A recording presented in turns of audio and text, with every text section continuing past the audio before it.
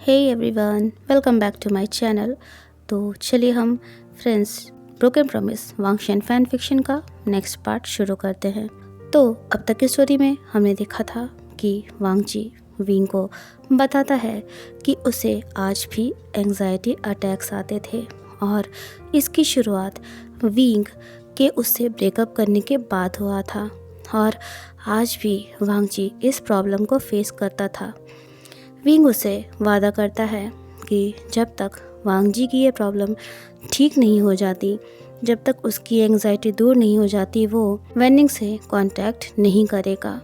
वांग जी को विंग से लेकिन जब पता चला कि उसका घर लिंशी ने अपने नाम करवा रखा है तो उसे बहुत ज़्यादा गुस्सा आता है। वो डिसाइड करता है कि वो लिंशी से शादी करेगा। मतलब ये उसका एक नाटक था। उसने लिंशी से झूठ बोला था ताकि लिंशी उसकी बातों पर यकीन कर ले, लेकिन विंग इसे सच समझ बैठता है और इमोशनल हो जाता है। पर वांग जी से समझाता है कि ये सब उसका बस एक नाटक है, लिंशी से विंग के घर के पेपर्स लेने के लिए। इधर लैन फैमिली विंग और वांग जी का इंतज़ार कर रहे थे। मिस्टर लैन बोले, ये वांग जी को क्या हो गया है? वो इस लैन फैमिली के रूल्स को भी भूल चुका है। यहाँ पर हर चीज़ का एक टाइम होता है, पता नहीं ये दोनों कब आएंगे।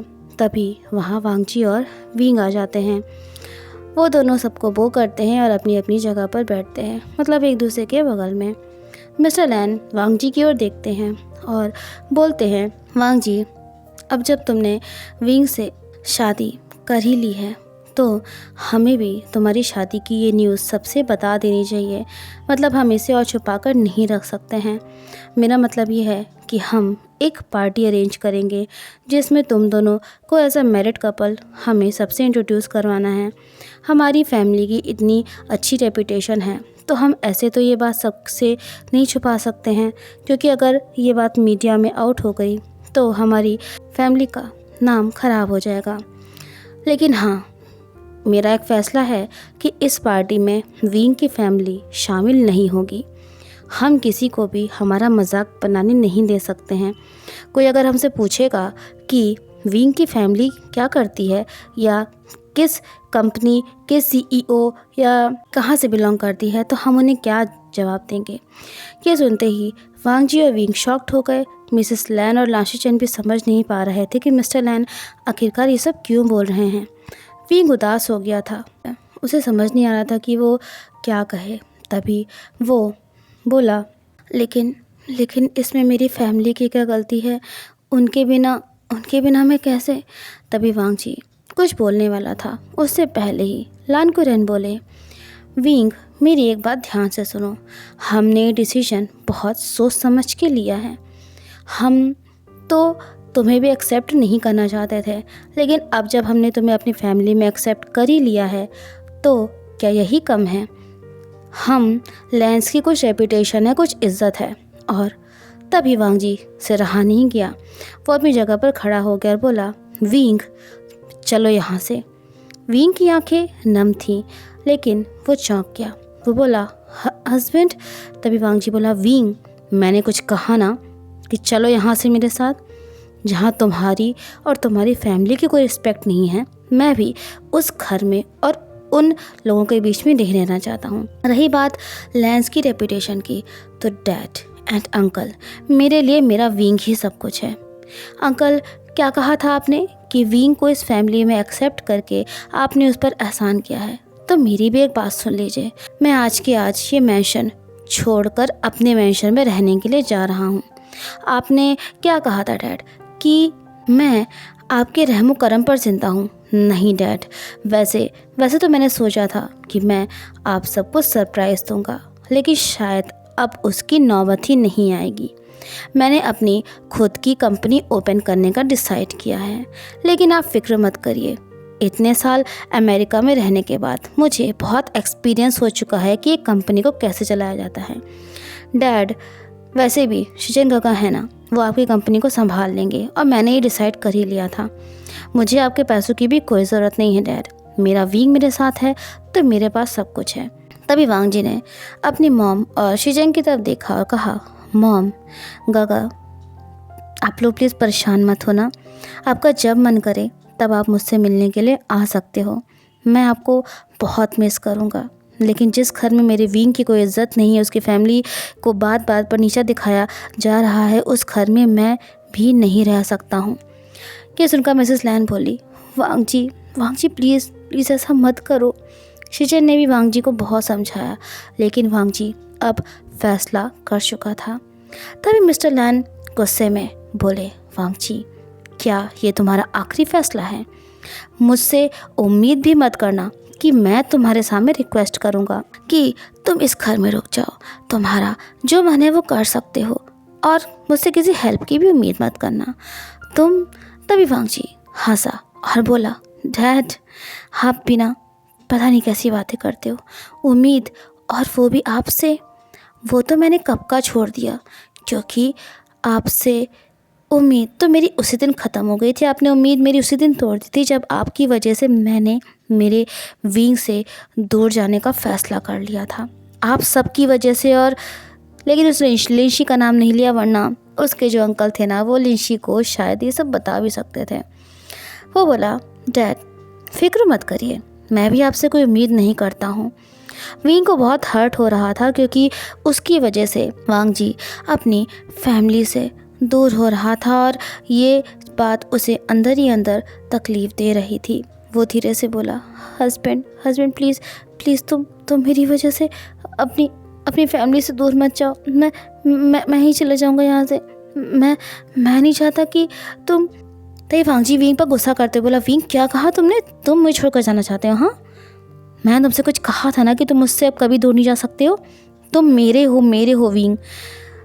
तुम जहाँ जाओगे मैं भी वहीं रहूँगा, और मैं जहाँ जाऊँगा वहाँ तुम रहोगे, समझे तुम? उसने अपने गुस्से को कंट्रोल किया और अपनी फैमिली के सामने विंग के फोरहेड पर किस करते हुए कहा, विंग तुमसे शादी करने से पहले ही मैंने ये फ़ैसला कर लिया था कि मैं हमारे मैंशन में रहूँगा, क्योंकि मुझे अच्छे से पता था कि यहाँ पर तुम्हें वो रिस्पेक्ट कभी नहीं मिल सकती है जो तुम डिज़र्व करते हो। वो मैंशन मैंने अपनी मेहनत की कमाई से बनवाया है, इसलिए प्लीज़ खुद को ब्लेम मत करो।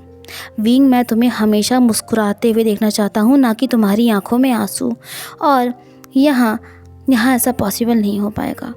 मिसेस लैन और शिचन तभी वांग जी और विंग के पास गए और उन्हें अपनी ब्लेसिंग्स देते हुए बोले, तुम दोनों हमेशा खुश रहना और यूं ही साथ में मुस्कुराते रहना, हम बस यही चाहते हैं। शिचन बोले, वांग जी तुम विंग के साथ अपनी नई लाइफ की शुरुआत करो और यहाँ की बिल्कुल ही फिक्र मत करो, मैं सब संभाल लूँगा। अभी तुम्हारी और विंग की नई शादी हुई है और तुम्हें अपनी कंपनी भी ओपन करना है। वांग जी बस तुम जो ज़रूरी चीज़ें हैं उन पर फोकस करो। मिस्टर लैन तभी तेज़ आवाज़ में बोले, वांग जी बहुत जल्द तुम वापस यहाँ आओगे गिड़गिड़ाते हुए और मुझसे माफ़ी मांगोगे। कंपनी ओपन करना कोई बच्चों का खेल नहीं है। मुझसे पूछो, मुझे लैन एम्पायर को यहाँ तक लाने में क्या क्या फेस करना पड़ा है, ये मैं ही जानता हूँ। और तुम्हें लगता है कि वांग जी कि तुम खुद से ये सब कर पाओगे? विंग ने तभी वांग जी का हाथ पकड़ लिया और कहा, हस्बैंड प्लीज़ तुम अपने फादर से अब कुछ मत कहना। वांग जी ने विंग के हाथ को अपने हाथ से प्रेस करते हुए कहा, विंग डोंट वरी, मुझे पता है कि मुझे अपने डैड से कैसे बात करना है। तभी वो अपने फादर की तरफ मुड़ा और बोला, डैड ये तो वक्त बताएगा कि मैं गिड़गिड़ाते हुए आता हूँ या आपको अपनी गलती का एहसास होता है। ये कहकर वांग जी बोला, अच्छा तो फिर मुझे और विंग को अपना थोड़ा बहुत जो लगेज है उसे अरेंज करने में 3 आवर्स का टाइम चाहिए। तब तक तो आप सब हमें यहाँ बर्दाश्त कर सकते हो ना? मेरा मतलब है डैड और अंकल। तब तक डैड और अंकल प्लीज़ थोड़ा सा इंतज़ार कर लीजिए। इसके बाद फिर कभी आप हम दोनों को यहाँ नहीं देख पाओगे।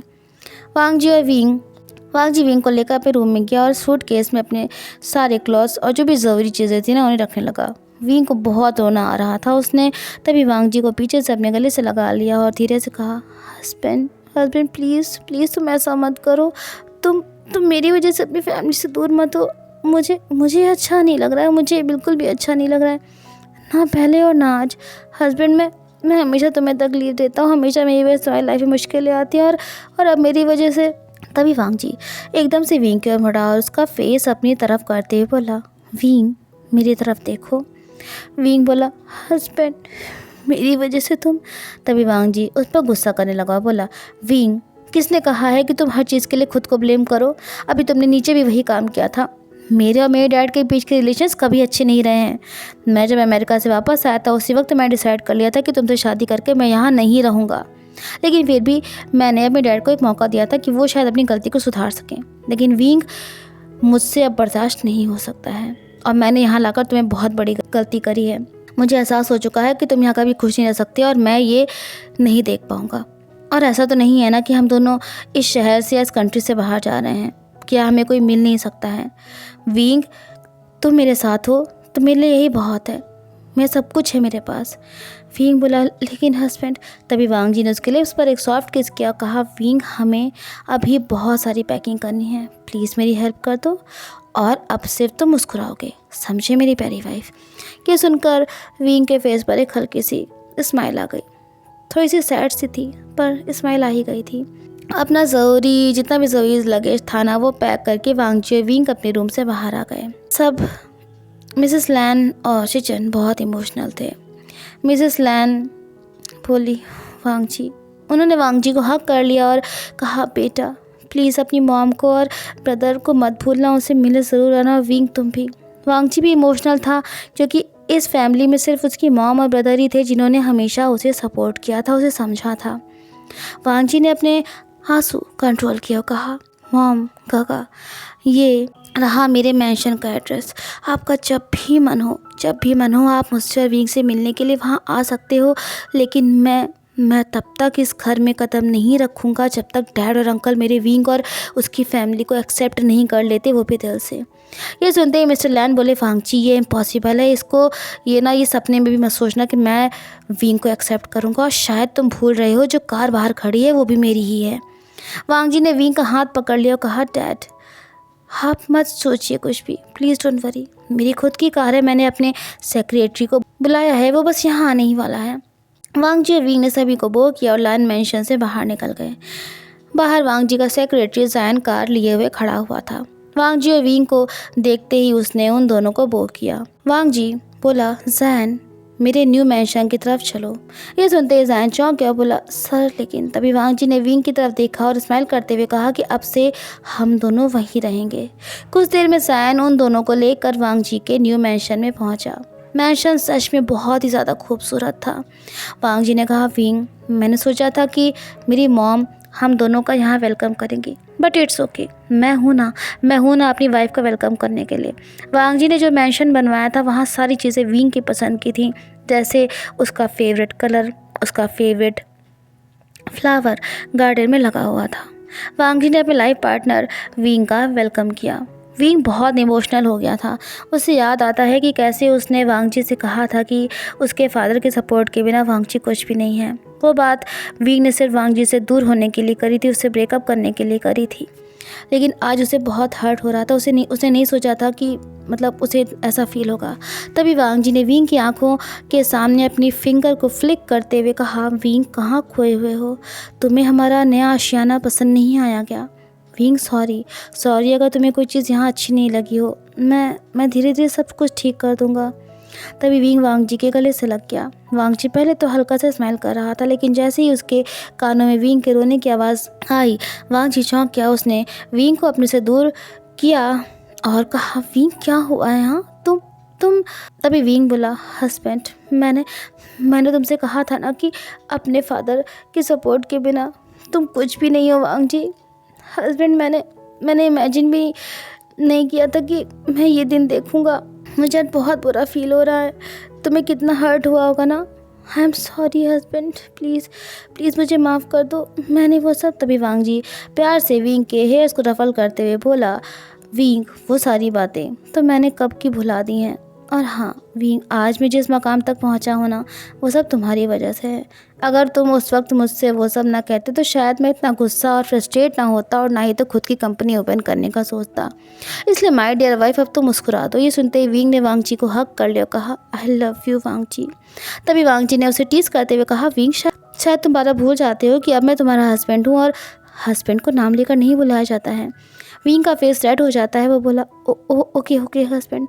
इधर लिंशी बेचैन थी, मतलब कि खुशी वाली बेचैनी। वो बोली, फाइनली वांगची मेरा हो जाएगा। उसने तो मुझे सरप्राइज़ ही कर दिया, लेकिन अगर इन पेपर्स को मैंने वांगची को दे दिया तो विंग की जो कमज़ोरी थी अब तक मेरे पास थी वो तो मेरे पास से चली जाएगी। खैर जाने दो, अब ये सब मैटर नहीं करता है। एक बार बस मेरी वांगची से शादी हो जाए ना तो उस विंग को मैं दुनिया से ही गायब करवा दूंगी। लिंशी ये सारी बातें सोच के खुश हो रही थी, तभी एक गार्ड अंदर आया और बोला, मैडम कोई जैन नाम का पर्सन आपसे मिलने आया है। लिंशी समझ गई थी, वो बोली हाँ तो उसे जल्दी से अंदर भेजो। जैन ने पहले तो लिंशी को वो किया, फिर वो बोला, मैम मुझे मेरे सर लान वांगची ने यहाँ भेजा है, क्या आपने पेपर्स रेडी करके रखे हुए हैं? लिंशी मुस्कुराई और बोली, हाँ पेपर्स रेडी हैं, लेकिन इतनी जल्दी भी क्या है, रुको मैं तुम्हारे लिए कुछ सॉफ्ट ड्रिंक ऑर्डर करा देती हूँ। जैन को वांगजी ने पहले ही उसको बता रखा था कि लिंशी बहुत तेज़ दिमाग की थी। वो बोला, सॉरी मैम, लेकिन अभी सर को एक अर्जेंट मीटिंग के लिए निकलना है और मुझे किसी तरह से किसी का फेवर लेना पसंद नहीं है, ये अलाउड नहीं है मुझे। लिंशी जानती थी कि ये पल उसके लिए बहुत मुश्किल से उसकी लाइफ में आया था। वो वांगजी को और नाराज़ नहीं करना चाहती थी और इन 7 सालों में उसने विंग पर नज़र भी रखी थी, तो उसे पूरी तरह से ना यकीन था, वो श्योर थी कि विंग और वांगजी के बीच में अब कोई रिलेशन नहीं है। लिंशी ने पेपर्स जैन को दे दिया, कहा अपने सर से कह देना कि हमें शादी भी करनी है तो अपना वादा ना भूलें। एक पल के लिए तो जैन चौंक गया, क्योंकि वांगजी ने उसे ये सब तो नहीं बताया था, बस पेपर्स लेने के लिए बोलना था। वो मन में बोला, मेरे बॉस कितनी सारी शादियाँ करेंगे, नहीं कोई रीज़न ज़रूर होगा। तभी लिंशी बोली, हे तुम क्या मेरी बात सुन रहे हो, मैंने कुछ कहा है तुमसे अभी? तो जैन बोला, सॉरी मैम। उसने जल्दी से वो पेपर्स लिए और कहा, मैम मैं सर को इन्फॉर्म कर दूंगा आपने जो कुछ भी कहा है, और वैसे भी आप बेफिक्र रहिए, लैंस अपना प्रॉमिस ज़रूर निभाते हैं, उन्हें अच्छे से पता है कि कैसे निभाया जाता है अपने प्रॉमिस को। ये अगर जैन जल्दी से लिंशी के मेंशन से निकल गया। शाम हो गई थी, वांगजी ने खुद से सारा लगेज सेट कर दिया था। वो जब विंग को लेके बेडरूम में पहुंचा तो विंग शॉक्ड हो गया। बेडरूम इतना ज़्यादा ब्यूटीफुल था कि विंग को तो यकीन नहीं हो रहा था अपनी आंखों पर कि ये रियल है कि या एक सपना। वो बोला, हस्बैंड ये तो बहुत ही खूबसूरत है। तभी वांगजी ने विंग को अपनी बाहों में उठा लिया, उसे बेड पर जाके बैठाया। विंग की हार्ट बीट बहुत तेज़ हो गई थी, क्योंकि वांगजी उसे बहुत ही सिडक्टिव आई से देख रहा था। विंग बोला, हस्बैंड मेरा मतलब था कि हमारा बेडरूम बहुत खूबसूरत है। तभी वांगजी ने विंग के फेस को कैरस करते हुए कहा, विंग तुम शायद भूल गए हो, ये बेडरूम वैसा ही है जैसा तुमने एक बार मुझसे बताया था, वरना तुम्हें तो पता है ना कि मुझे तो हर चीज़ सिंपल तरीके से ही पसंद है। विंग बोला, हस्बैंड तो फिर तुमने क्यों? तभी वांगजी ने विंग को बेड पर पुश कर दिया और उसकी शर्ट के बटन्स को ओपन करते हुए बोला, विंग आज हमारा न्यू घर में पहला दिन है और यहाँ कोई हमें डिस्टर्ब भी नहीं करने वाला है, तो क्यों ना हम आज अपनी वेडिंग नाइट मना ले। ये कहते ही उसने विंग की नेक पर किस करना शुरू कर दिया। विंग की बॉडी उसके फेरोमोन से अराउज्ड होने लगी थी। तभी वो बोला, हस्बैंड मुझे ना बहुत तेज़ भूख लग रही है, देखिए मेरे स्टमक से भी आवाज़ आ रही है कि मुझे कुछ खाने की ज़रूरत है। तभी वांगजी उसकी आंखों में देखते हुए बोला, विंग हम बाद में कुछ खा लेंगे ना, या ऑनलाइन ऑर्डर कर लेंगे, या फिर अगर तुम चाहोगे ना तो हम बाहर किसी अच्छे से रेस्टोरेंट में चल के कुछ खा लेंगे, लेकिन प्लीज़ आइए, मुझे तो ये प्यार करने दो ना प्लीज़। विंग चाहता था कि अगर एक बार वांगजी ने उसे प्यार करना शुरू कर दिया ना तो वो आज रात तो अपने रूम से बाहर नहीं निकल पाएगा, बेडरूम से बाहर नहीं निकल पाएगा। उसने वांगजी को अपने से दूर पुश किया, कहा, हस्बैंड मुझे रेस्टोरेंट में चल के खाना खाना है, प्लीज़ चलिए ना। वांगजी की आइज़ और ज़्यादा सिलेक्टिव हो गई थी। वो बोला, विंग तुम ना अच्छे खासे मूड को कैसे ख़राब किया जाता है ना अच्छे से जानते हो।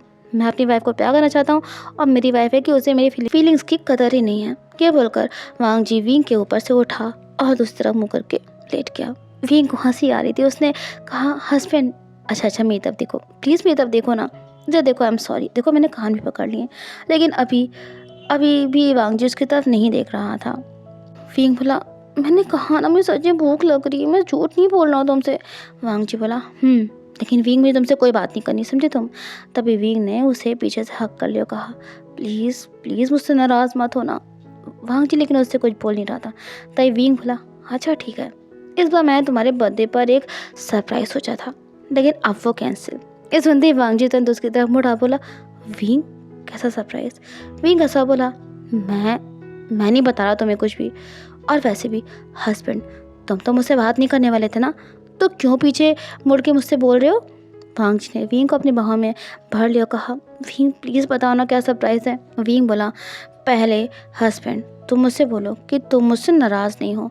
वांगजी बोला, अच्छा अच्छा ठीक है, मैं तुमसे नाराज़ नहीं हूँ। विंग के फेस पर ना स्माइल लगे हुए बोला। वो वांग जी के नज़दीक गया, उसके कान में बोला, हस्बैंड तुमने तुमने मुझे जो नाइट वेयर पहनने के लिए कहा था ना, वो मैंने ऑनलाइन ऑर्डर कर दिया है।